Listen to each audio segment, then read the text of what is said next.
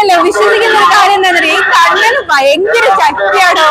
കാരണം ആ ഒരു കമന്റ് എന്നെ ഒരുപാട് വേദനിപ്പിച്ചിട്ടുണ്ടായിരുന്നു. അതിന് ഞാൻ പ്രതികരിച്ചൊരു വീഡിയോ ചെയ്താലോ എന്ന് വരെ ചിന്തിച്ചിട്ടുണ്ടായിരുന്നേ. അപ്പൊ ഞാൻ വിചാരിച്ചു ഞാൻ ഒന്നിന് പ്രതികരിക്കാൻ നിന്നാ ഒരുപാട് എണ്ണത്തിന് പ്രതികരിക്കേണ്ടി വരും. പക്ഷെ ഞാൻ പലരും പറഞ്ഞു കേട്ടിട്ടുണ്ട് കണ്ണന് ഭയങ്കര പവറാണ് എന്നുള്ളത്. വിശ്വസിച്ചിട്ടില്ല മക്കളെ. പക്ഷെ ഇപ്പൊ എനിക്ക് കണ്ണനായിട്ട് കാണിച്ചു തന്നു അത്.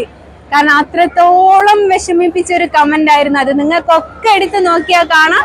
കണ്ണാ നിനക്കായി ബൈ ജസ്ന സലീം എന്നുള്ള എന്റെ യൂട്യൂബ് ചാനലിനകത്ത് എന്റെ അനിയനെ പരിചയപ്പെടുത്തുന്ന ഒരു വീഡിയോ ചെയ്തിട്ടുണ്ട്. അതിൽ ആ ലേഡിയുടെ മുഖം വരെ വ്യക്തമായിട്ട് കാണിക്കുന്നുണ്ട്.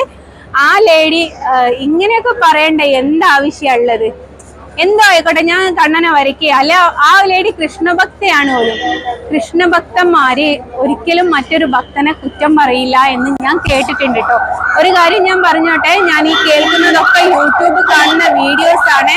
ഇതിലൊക്കെ എത്രത്തോളം സത്യമുണ്ട് എന്നുള്ളത് എനിക്കറിയില്ല. ഇനി ജസ്റ്റ് അങ്ങനെ പറഞ്ഞെന്ന് പറഞ്ഞ അടുത്ത വീഡിയോ ആരും ഇറക്കണ്ട. എനിക്ക് കണ്ണന്റെ കഥകളും കാര്യങ്ങളും ആരും പറഞ്ഞു തരാനില്ലാത്തോണ്ട് ഞാൻ യൂട്യൂബിന്റെ അകത്ത് കാണുന്ന വീഡിയോസ് ആണ് ഇതൊക്കെ.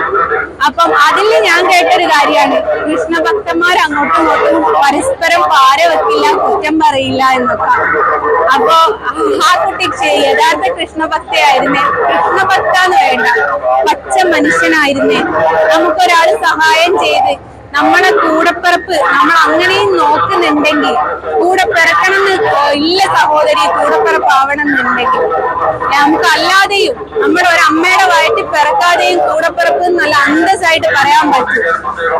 ആ കുട്ടി ഒരിക്കലും ചിന്തിച്ചിട്ടില്ല.